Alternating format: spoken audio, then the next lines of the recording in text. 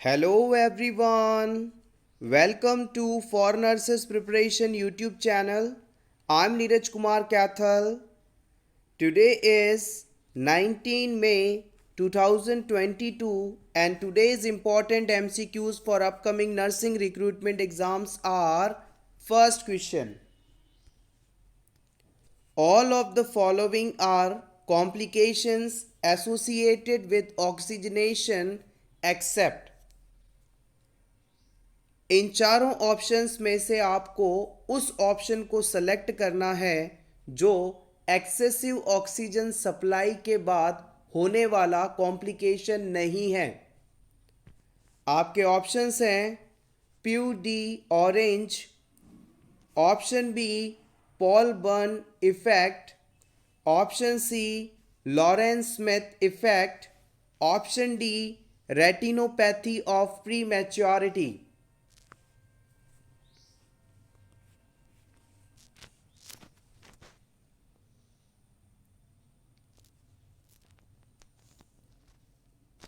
The right answer is option A, Pew D orange. This is not the complication associated with oxygenation or high oxygen supply.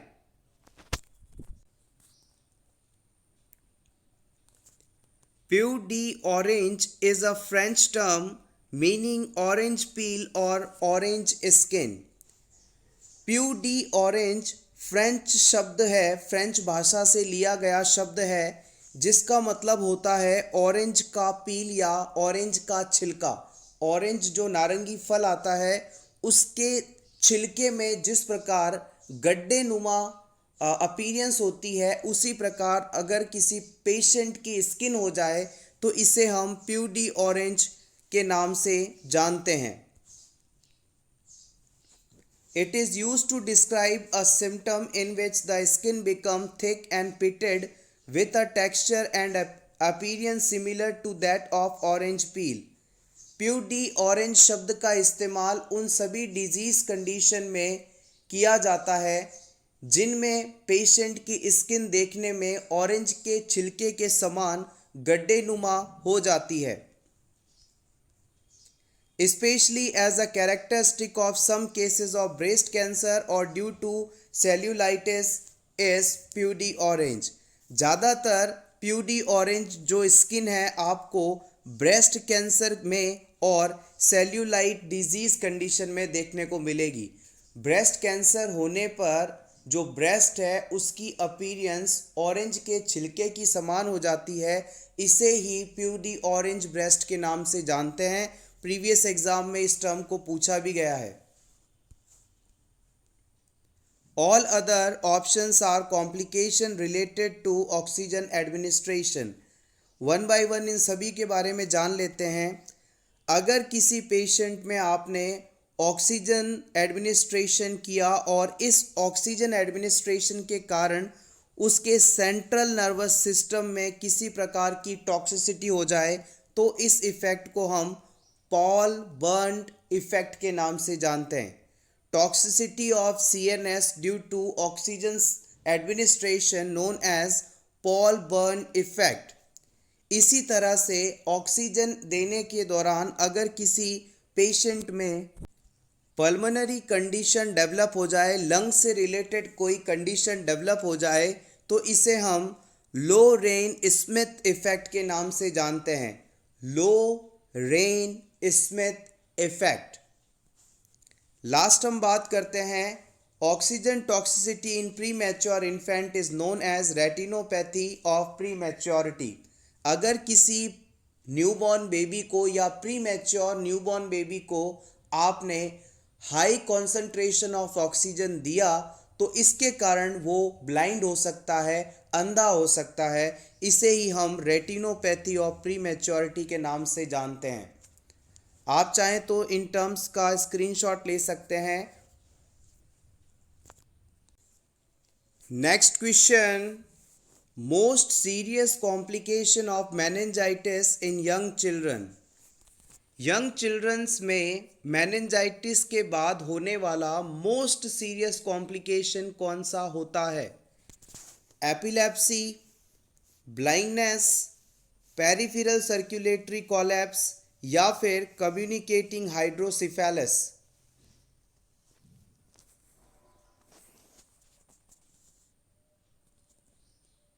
The right answer is option A, epilepsy.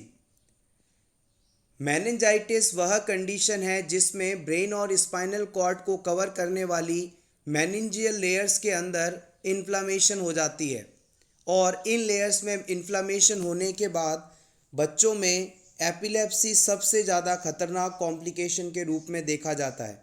Epilepsy का मतलब है लगातार बच्चे को seizures आना। Next question, a patient is on beta adrenergic blocking agent. What observation a nurse should make? किसी patient को यदि आप बीटा एड्रीनर्जिक ब्लॉकिंग एजेंट दे रहे हैं तो इस सिचुएशन में उस पेशेंट में कौन सा इफेक्ट देखने को मिलेगा? Decrease in blood pressure, dyspnoea, increase in heart rate, depression.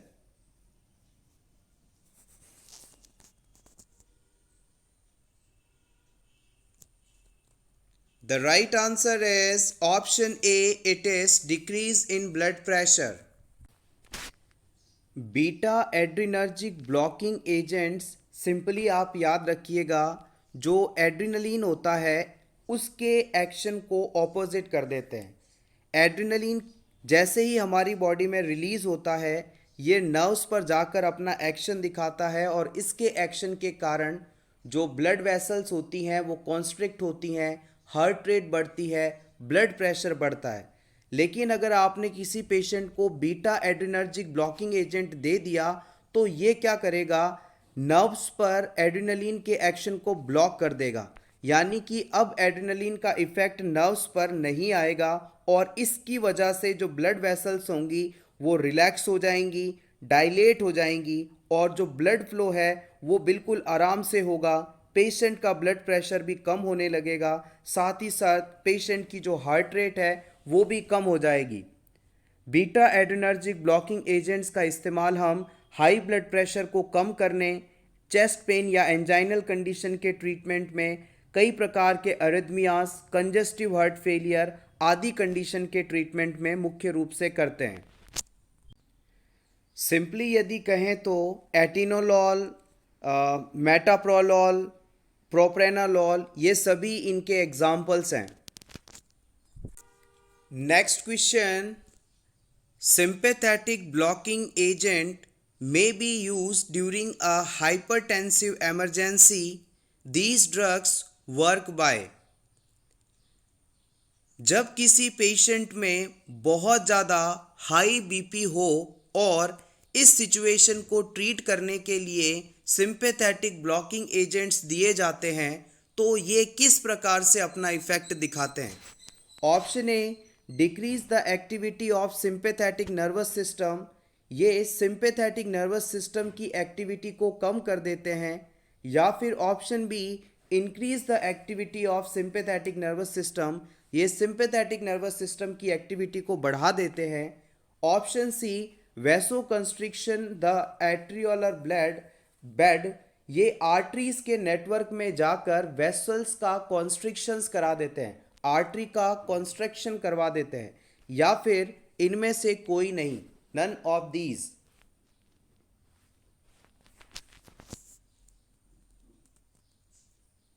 The right answer is option A, decreasing the activity of sympathetic nervous system. जैसे कि आप नाम से ही समझ पा रहे हैं, सिंपैथेटिक ब्लॉकिंग एजेंट ऐसी मेडिसिन्स या ऐसे एजेंट्स जो कि सिंपैथेटिक नर्वस सिस्टम की एक्टिविटी को ब्लॉक कर रहे हैं, सिंपैथेटिक ब्लॉकिंग एजेंट्स कहलाते हैं। आइए जान लेते हैं हाइपरटेंसिव इमरजेंसी क्या होता है। जब किसी पेशेंट में जो सिस्टोलिक ब्लड प्रेशर है, अपर ब्लड प्रेशर है, वो 180 या इससे ज़्यादा हो या फिर डायस्टोलिक ब्लड प्रेशर 120 या इससे ज़्यादा हो, इसके साथ ही ऑर्गन डैमेज के सिम्टम्स आ रहे हों तो इस सिचुएशन को हम हाइपरटेंसिव इमरजेंसी के नाम से जानते हैं। इस सिचुएशन में पेशेंट को तुरंत हॉस्पिटल ले जाना आवश्यक है और मेडिकल हेल्प ना मिलने पर पर्सन की डेथ तक हो सकती है। Sympatholytic agents means the drug that interfere with the impulses from sympathetic nervous system. Sympathetic nervous system से आने वाले impulses को ब्लॉक करके sympatholytic agents अपना फंक्शन परफॉर्म करते हैं। आइए ब्रीफली हम पैरासिम्पैथेटिक और सिंपैथेटिक नर्वस सिस्टम को रिवाइज कर लेते हैं। आपने ऑटोनॉमिक नर्वस सिस्टम के बारे में पढ़ा होगा। ऑटोनॉमिक नर्वस सिस्टम हमारी बॉडी का वह नर्वस सिस्टम है जो कि ऑटोनॉमसली फंक्शन करता है, यानी कोई भी पर्सन कॉन्शियसली इसे कंट्रोल नहीं कर सकता। इस ऑटोनॉमिक नर्वस सिस्टम के द्वारा digestion, metabolism, urination, blood pressure, sexual response, body temperature, heart rate, breathing rate, ये सभी ऑटोमेटिकली कंट्रोल की जाती हैं। तो ऑटोनॉमिक नर्वस सिस्टम बॉडी का वह नर्वस सिस्टम है जिसे कोई पर्सन कॉन्शियसली कंट्रोल नहीं कर पाता और ये लगातार बिना पेशेंट के अवेयरनेस के या कॉन्शियसनेस के बॉडी फंक्शंस परफॉर्म करवाता रहता है। इसी ऑटोनॉमिक नर्वस सिस्टम के अंदर दो इम्पॉर्टेंट पार्ट्स होते हैं। पहला आता है सिंपैथेटिक नर्वस सिस्टम और दूसरा आता है पैरासिम्पैथेटिक नर्वस सिस्टम। जब भी हम रिलैक्स मोड में होते हैं तो हमारी बॉडी में पैरासिम्पैथेटिक नर्वस सिस्टम एक्टिव रहता है और जैसे ही हम किसी स्ट्रेसफुल सिचुएशन में होते हैं, किसी खतरे वाली स्थिति में होते हैं, तब हमारा सिंपैथेटिक नर्वस सिस्टम बॉडी को तैयार करता है। मान लीजिए आप कहीं जा रहे हैं और अचानक से आपके सामने कोई खतरा आ गया, कोई स्ट्रेसफुल या थ्रेटनिंग सिचुएशन आ गई, तो उस सिचुएशन में आपको बचाने के लिए, फ्लाइट और फाइट रिस्पॉन्स के लिए, बॉडी को प्रिपेयर करने के लिए सिंपैथेटिक नर्वस सिस्टम एक्टिव हो जाएगा और इस नर्वस सिस्टम के एक्टिव होते ही आपकी जो प्यूपिल्स हैं डायलेट हो जाएंगी, यानी ज़्यादा से ज़्यादा लाइट रेज आपके आंखों में जाएं, आप पूरी सिचुएशन को क्लियरली देख सकें। आपका जो सलाइवा है उसका सिक्रीशन कम हो जाएगा, आपकी हार्ट रेट अचानक बढ़ जाएगी ताकि पूरी बॉडी तक पर्याप्त मात्रा में ऑक्सीजन और ग्लूकोज पहुंचता रहे। आपका एयरवे रिलैक्स हो जाएगा ताकि ज़रूरत के हिसाब से आप ज़्यादा से ज़्यादा एयर इन कर सकें और ऑक्सीजन की कमी ना हो। इसके अलावा इस रिस्पॉन्स के दौरान स्टमक की सभी एक्टिविटीज़ रुक जाती हैं, गॉल ब्लैडर रुक जाता है और इंटेस्टाइन की जितनी भी सिक्रीशंस हैं वो भी रुक जाते हैं। इसी दौरान एड्रिनलिन जो ग्लैंड है वो एपिनेफ्रिन और नॉन एपिनेफ्रिन का सिक्रीशन करती है जो कि बॉडी को इस समय संभालने का काम करते हैं। अब मान लीजिए जैसे ही ये सिचुएशन टल गई, अब आप बिल्कुल नॉर्मल स्टेट में हैं, अब कोई खतरा नहीं है, तो उस सिचुएशन में आते ही तुरंत आपका पैरासिम्पैथेटिक नर्वस सिस्टम एक्टिवेट हो जाएगा और इसके एक्टिव होते ही आपकी जो प्यूपिल्स हैं कॉन्स्ट्रिक्ट होने लगेंगी, सलाइवा का सिक्रीशन वापस शुरू हो जाएगा, हार्ट रेट कम होने लगेगी, एयरवे कॉन्स्ट्रिक्ट होगा और स्टमक की एक्टिविटी शुरू हो जाएगी, गॉल ब्लैडर अपना काम शुरू कर देगा, इंटेस्टाइनल एक्टिविटी शुरू हो जाएंगी और जो यूरिनरी ब्लैडर था रिलैक्स हुआ था वो कॉन्ट्रैक्ट हो जाएगा। तो ये दोनों ही सिस्टम एक दूसरे के ऑपोजिट करते हैं और डिफरेंट सिचुएशन में बॉडी को संभालने का काम करता है। इसके अलावा एक चीज़ और याद रखिएगा, एग्जाम्स में पूछी भी जा सकती हैं, जब भी हमारी बॉडी में सिंपैथेटिक नर्वस सिस्टम एक्टिवेट होगा उस दौरान एपिनेफ्रिन और नॉन एपिनेफ्रिन हार्मोन्स सिक्रीट होते हैं और इनका काम है हार्ट रेट को बढ़ाना। और जब भी पैरासिम्पैथेटिक नर्वस सिस्टम एक्टिवेट होगा तो इस दौरान एसिटाइल कोलिन का सिक्रीशन होगा। ये हार्मोन हमारी हार्ट रेट को कम करने का काम करता है। Next question, if the nurse is unable to elicit the deep tendon reflexes of the patella, the nurse should ask the client to. अगर आप किसी पेशेंट में डीप टेंडन रिफ्लेक्स चेक कर रहे हैं और ये रेस्पॉन्स नहीं आ पा रहा है तो इस सिचुएशन में आप क्लाइंट से क्या करने के लिए कहेंगे? Option A, pull against the palm. Option B, grimace the facial muscles. Option C cross the legs at the ankles, option D perform Valsalva manoeuvre.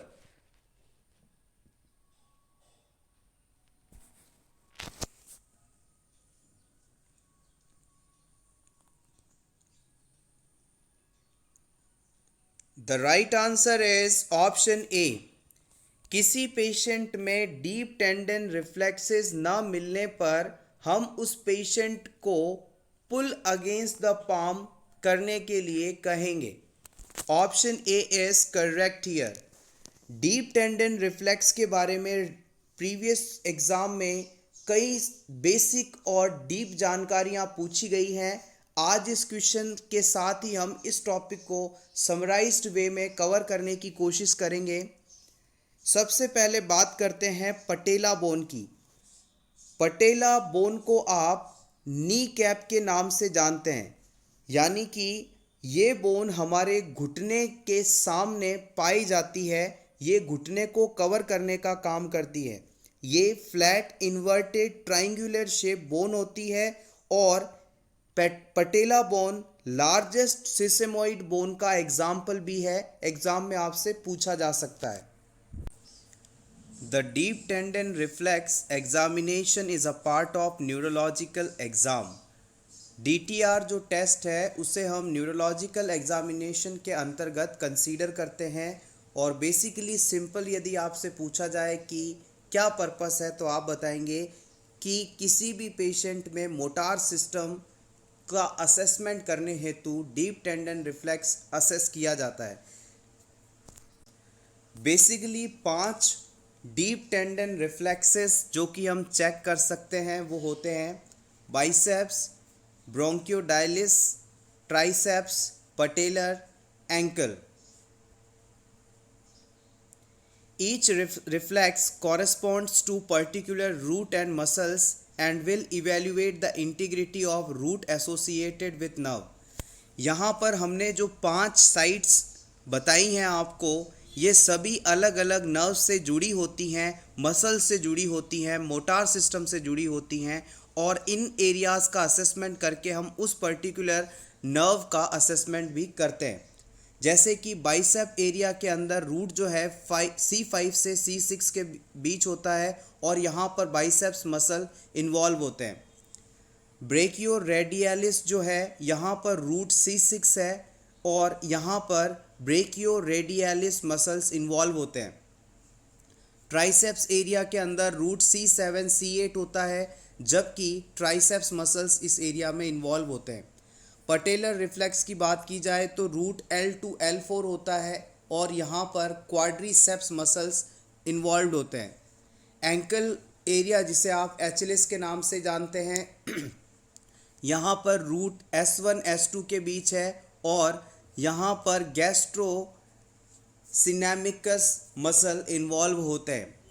ये सभी चीज़ें आपसे अपकमिंग नॉर्सेट एग्ज़ाम में पूछी जा सकती हैं, इम्पॉर्टेंट है, क्योंकि हर साल जो एग्ज़ामिनर पेपर सेट करते हैं उनके पास टॉपिक तो लिमिटेड ही होते हैं, लेकिन कई बार सुपरफिशियल जानकारी पूछ ली जाती है, कई बार डीप जानकारी पूछ ली जाती है। तो हो सकता है यहाँ से आपको एक क्वेश्चन इस बार देखने को मिले। Take screenshot for your revision.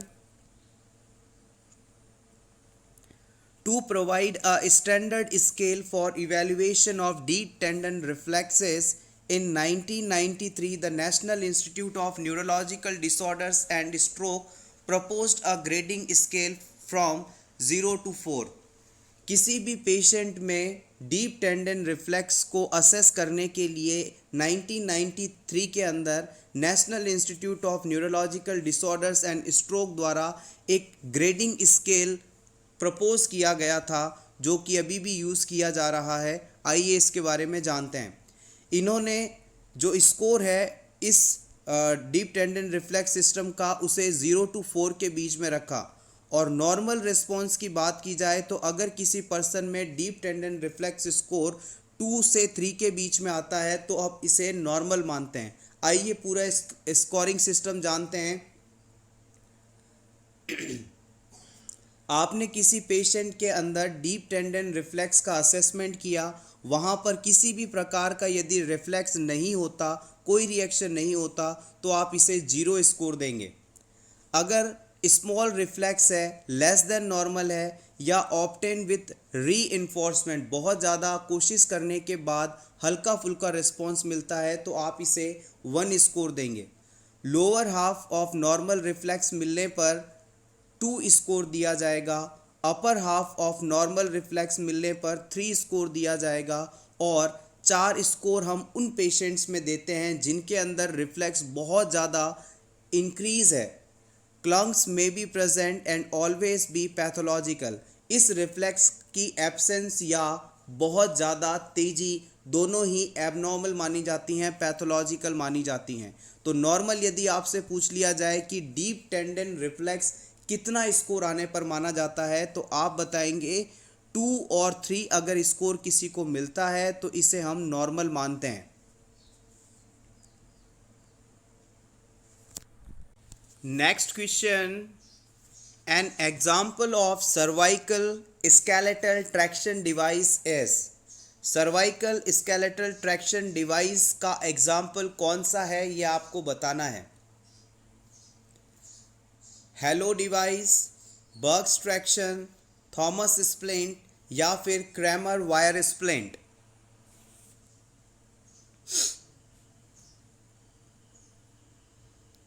The right answer is option A, Hello device. Friends, image based question के लिए भी ये सभी पॉइंट्स इम्पॉर्टेंट हैं। इन सभी की इमेजेस आप ज़रूर देख के जाइएगा, स्पेशली फॉर नॉर्सेट एग्ज़ाम पूछी जा सकती हैं और प्रीवियस एग्ज़ाम में पूछी भी गई हैं। इमेज बेस्ड क्वेश्चन की प्रैक्टिस के लिए आप हमारे टेलीग्राम चैनल को ज्वाइन कर सकते हैं। वहाँ पर नॉर्सेट एग्ज़ाम के रिगार्डिंग इम्पॉर्टेंट इमेजेस हमने पोस्ट की हैं, उन्हें आप चाहें तो डाउनलोड कर सकते हैं, वहाँ जाकर रिवाइज कर सकते हैं। हमारे टेलीग्राम चैनल का लिंक आपको इस वीडियो के डिस्क्रिप्शन में मिल जाएगा। सबसे पहले बात करते हैं कि हेलो डिवाइस क्या है। Halo device is a medical device used to stabilize the cervical spine after traumatic injuries to neck or after spinal surgery।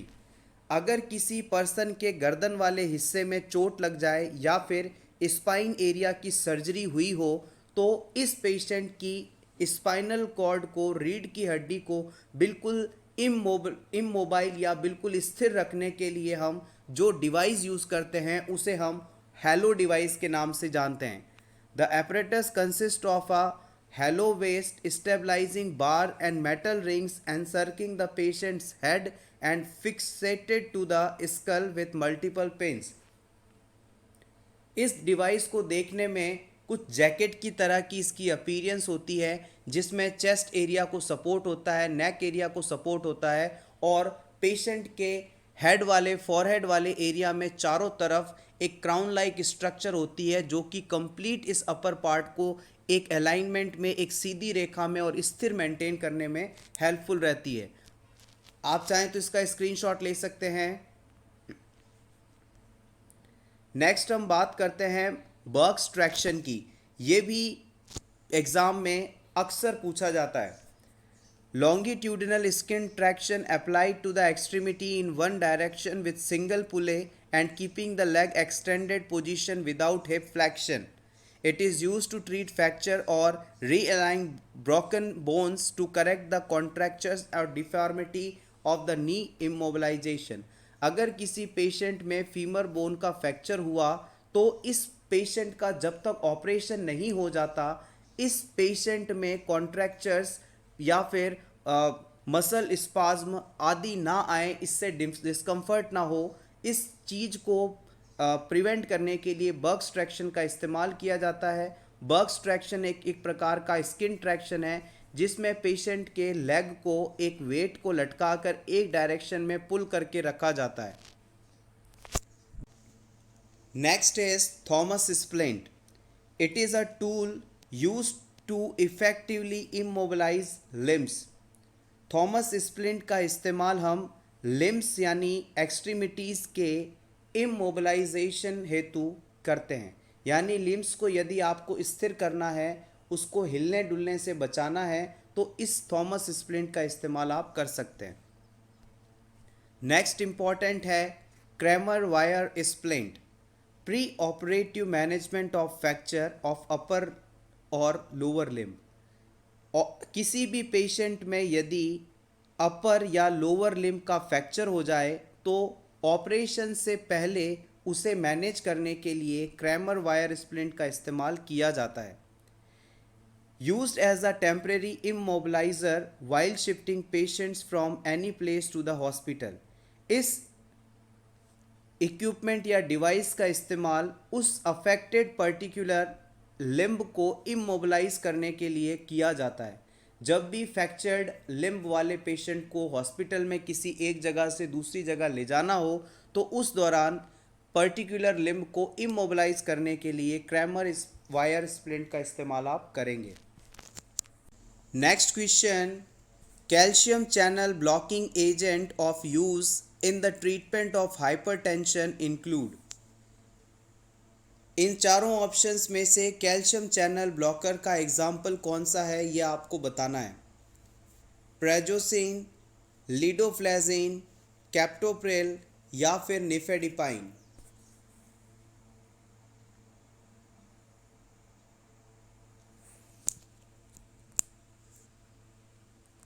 The right answer is option D, nifedipine.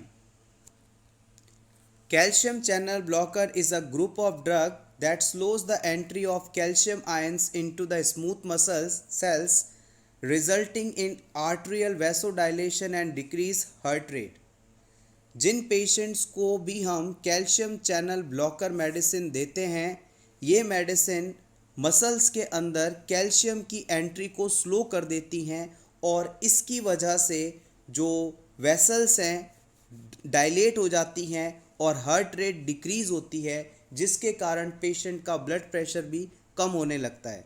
Calcium channel blockers के examples की बात की जाए तो इनमें निफेडिपाइन, वीरापामिल, निकार्डेपाइन, amlodipine important हैं। आप चाहें तो इसका स्क्रीनशॉट ले सकते हैं। Next question, a student nurse is learning to assess blood pressure. What does the blood pressure measures? आपको सिंपली इन चारों ऑप्शंस में से उस ऑप्शन को सेलेक्ट करना है जो कि ये बताता हो कि ब्लड प्रेशर मापने के दौरान हम एक्चुअली क्या माप रहे होते हैं। Option A, flow of blood through the circulation. Circulation में ब्लड फ्लो कैसा हो रहा है, कितना तेज है, कितना कम है, इसे मापा जाता है। या फिर force of blood against arterial wall, artery की वॉल के अगेंस्ट ब्लड द्वारा कितना फोर्स लगाया जा रहा है। या फिर option C, force of blood against venous wall, vein के अगेंस्ट ब्लड द्वारा कितना फोर्स लगाया जा रहा है। या फिर flow of blood through the heart, heart से होकर गुजरते वक्त ब्लड का फ्लो कितना होता है। बहुत ही बेसिक क्वेश्चन है, ब्लड प्रेशर द्वारा हम एक्चुअली किस चीज़ का मेजरमेंट करते हैं। The right answer is option B, force of blood against the arterial wall. याद रखिएगा, जब भी हम किसी भी पेशेंट का ब्लड प्रेशर चेक करते हैं उस समय उस पेशेंट की आर्टरी के ऊपर ब्लड के द्वारा कितना फोर्स लगाया जा रहा है, कितना दबाव लगाया जा रहा है, इस चीज़ का मेजरमेंट करते हैं। आर्टरी के दीवारों पर, आर्टरी की वॉल पर ब्लड द्वारा लगाया गया दाब ही ब्लड प्रेशर कहलाता है। नॉर्मल ब्लड प्रेशर आपसे पूछ लिया जाए तो आप बताएंगे 120/80 mm ऑफ Hg। यदि आपसे kPa यानी किलो पास्कल में इसकी नॉर्मल वैल्यू पूछी जाए तो आप बताएंगे 16/11 kPa। 16/11 kPa ये प्रीवियस एग्जाम में पूछी गई है, इम्पॉर्टेंट है। Take screenshot for your revision. Next question, which one of the diseases is not caused by acid fast bacilli. कौन सा डिजीज एसिड फास्ट बेसिलाई द्वारा नहीं होता। लेप्रोसी, ट्यूबरक्यूलोसिस, नोकार्डियोसिस या typhoid.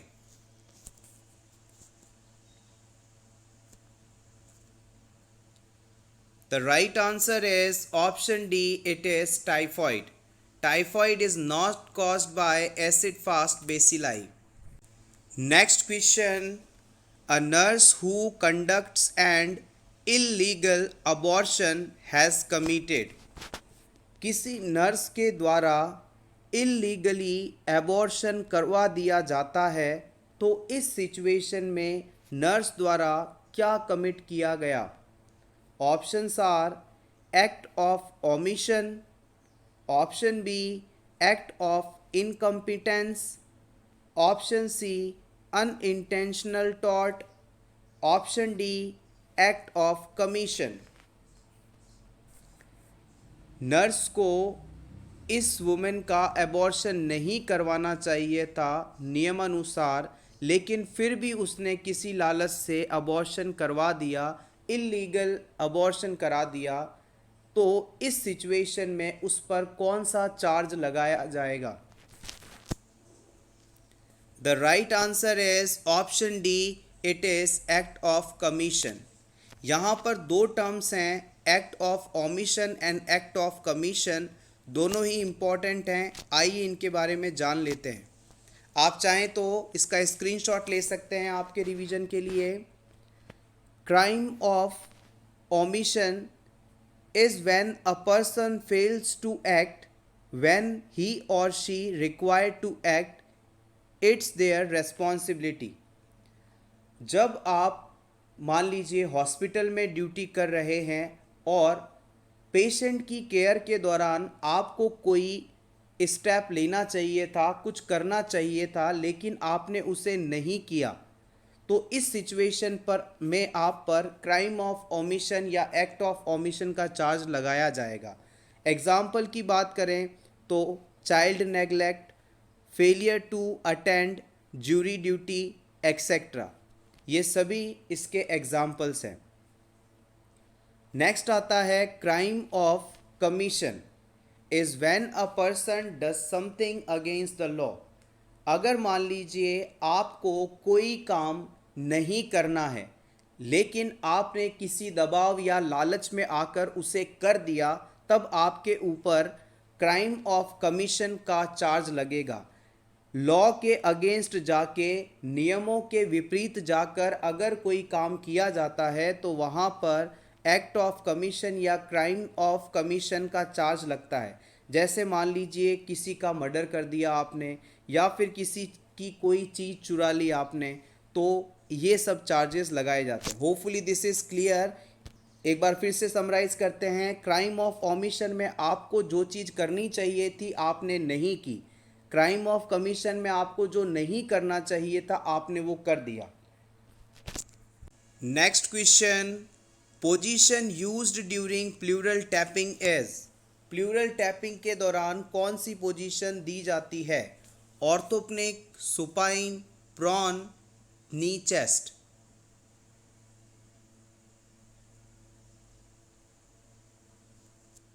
The right answer is option A, orthopneic. ऐसे सभी patients जो कि कॉन्शियस हैं और हमें ट्रीटमेंट में कोऑपरेट कर सकते हैं, उन सभी पेशेंट को प्लूरल टैपिंग के दौरान ऑर्थोप्निक पोजीशन दी जाती है। इस पेशेंट में इस पोजीशन को देने के लिए हम पेशेंट को सीधा बिठाते हैं और फिर उन्हें आगे हल्का सा झुकाकर उनके दोनों हाथों को किसी टेबल पर रखवा देते हैं।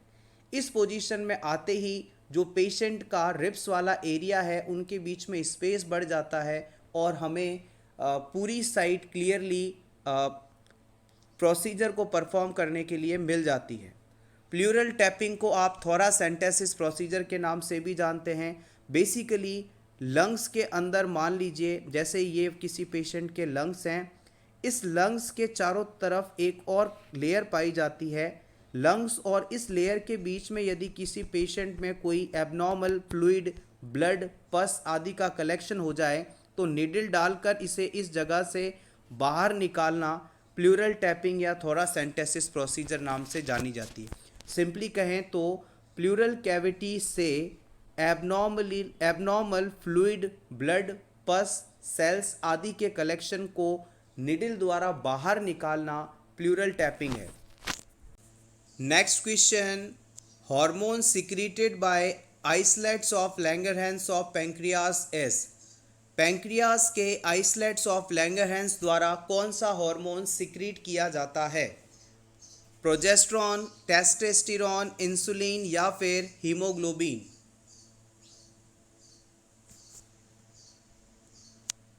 The right answer is option C, it is insulin.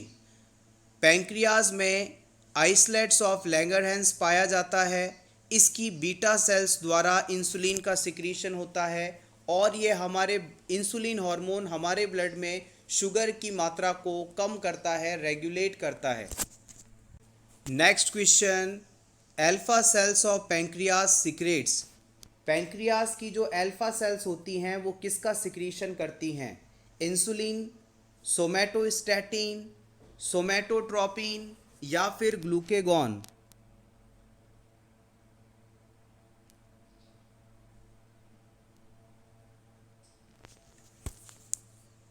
The right answer is option D, it is glucagon. Next question, which among the following is the clinical manifestation related to hypocalcemia? किसी भी patient में calcium का level normal से कम होने पर कौन से findings या कौन से सिम्टम्स देखने को मिलते हैं? Option A, numbness and tingling sensation, option B, Trousseau sign, option C, Chvostek sign, option D, all of the above?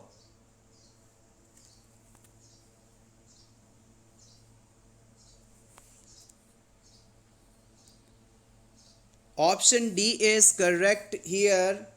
जब भी पेशेंट में कैल्शियम का लेवल 8 से 10 के बीच होता है तो इसे नॉर्मल माना जाता है। इससे लेवल कम होने पर आपको हमेशा पेशेंट के एक्सट्रीमिटीज़ के अंदर नमनेस यानी सूनापन और टिंगलिंग सेंसेशन यानी ऐसा लगता है कि कोई उसके हाथों में पिन चुभा रहा है, ऐसी सेंसेशन या फीलिंग्स होती हैं। ट्रोसेसु साइन की बात की जाए तो जब किसी पेशेंट के अपर आर्म पर बीपी कफ बांधकर उसे इन्फ्लेट करते हैं, उसमें हवा भरते हैं, तो पेशेंट की कलाई अंदर की तरफ मुड़ जाती है। इसे ही हम ट्रोसेसु साइन कहते हैं और ये हाइपोकैल्सीमिया में देखने को मिलती है। इसके बाद बात करते हैं चॉस्टिक sign.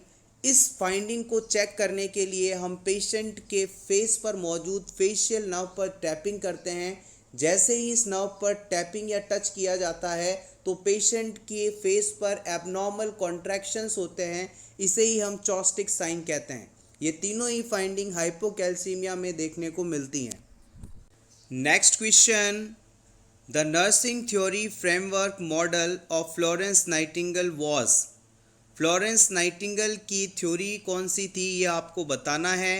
Independent functioning, self care, adaptation, natural healing?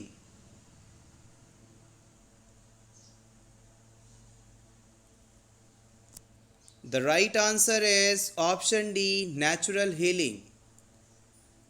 Nursing के अंदर अलग अलग समय पर अलग अलग लोगों द्वारा, नर्सों द्वारा थ्योरीज़ दी गई हैं और इन थ्योरीज़ के बारे में अक्सर एग्ज़ाम में पूछा जाता है।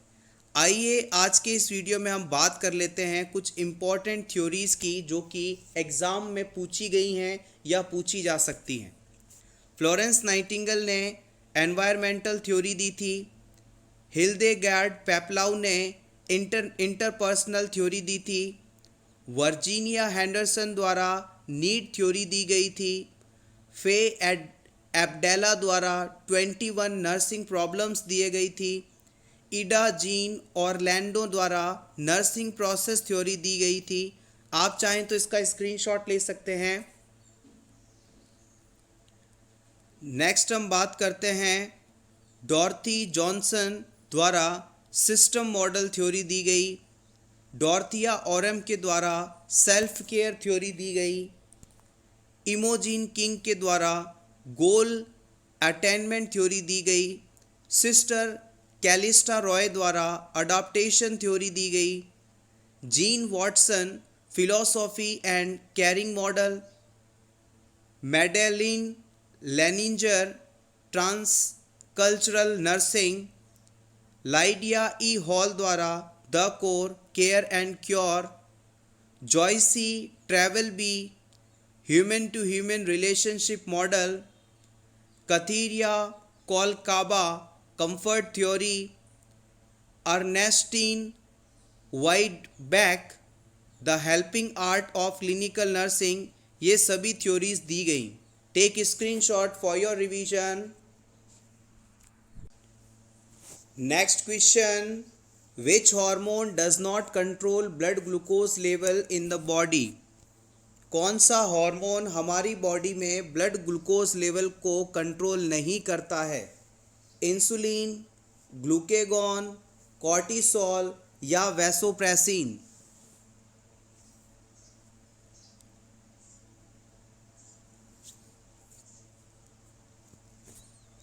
The right answer is option D, vasopressin.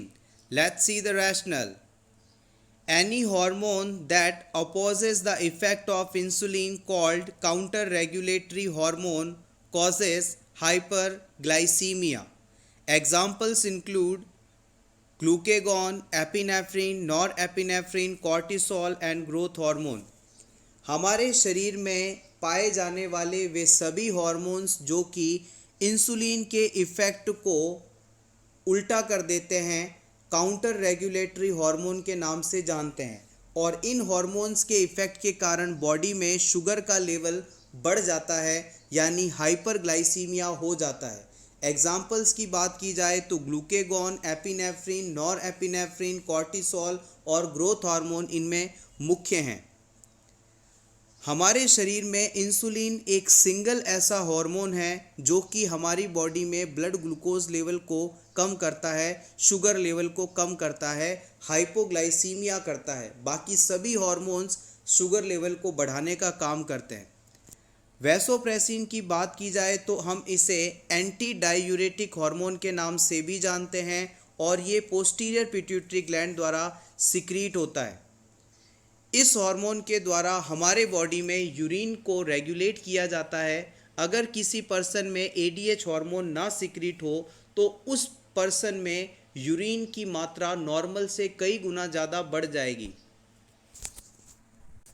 Next question, the nurse is caring for a client following a cerebral vascular accident, which portion of the brain is responsible for taste, smell and hearing? किसी patient को cerebral vascular accident हुआ है, CVA हुआ है। इस patient की as a nurse आप care कर रहे हैं। आपको ये पता होना चाहिए कि ब्रेन का कौन सा हिस्सा टेस्ट, स्मेल और हियरिंग से संबंधित होता है। ऑक्सीपिटल, फ्रंटल, टेम्पोरल या पैराइटल?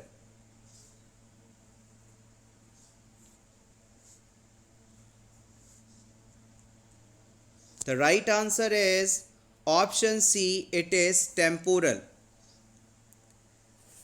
CVA यानी सेरिब्रोवैस्कुलर एक्सीडेंट, इस प्रकार की कंडीशन में हमारे ब्रेन के टिश्यूज़ तक ब्लड सप्लाई नहीं पहुंच पाती और ब्लड सप्लाई ना पहुंच पाने के कारण जो ब्रेन सेल्स हैं वो डैमेज हो जाती हैं और ये सिचुएशन एक मेडिकल इमरजेंसी है, क्योंकि हमारी जो ब्रेन सेल्स हैं, न्यूरॉन्स हैं, उन्हें एक बार डैमेज होने के बाद आप ठीक नहीं कर सकते। ब्रेन का जो हिस्सा एक बार डैमेज हो गया वो वापस खुद को ठीक नहीं कर सकता और पेशेंट में उस एरिया से रिलेटेड जो भी फंक्शंस हैं वो फिर पर्सन कभी भी परफॉर्म नहीं कर पाता।